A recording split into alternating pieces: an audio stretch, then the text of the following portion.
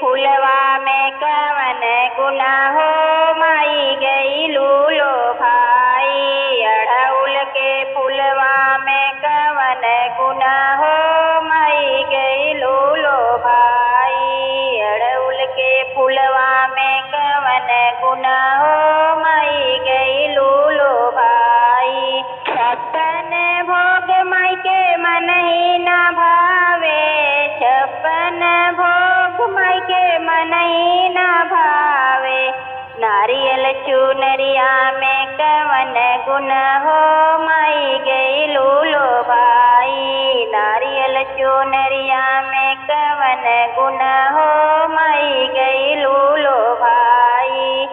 अड़हुल के फुलवा में कवन गुण हो माई गईलू लो भाई। अड़हुल के फुलवा में कवन गुण हो माई गईलू लो भाई।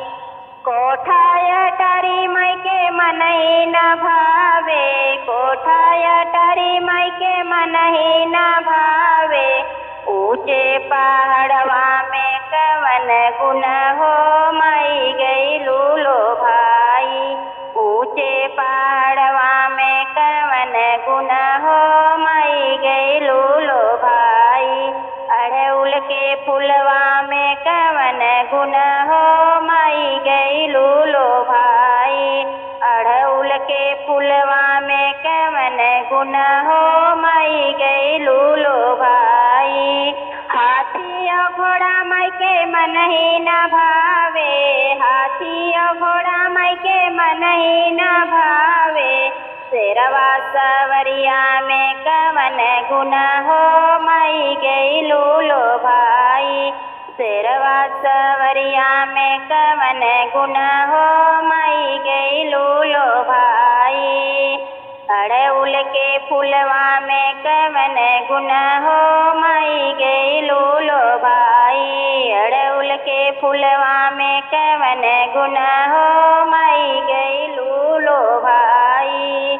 साड़ी और लहंगा माई के मन ही न भावे, साड़ी और लहंगा माई के मन ही न भावे।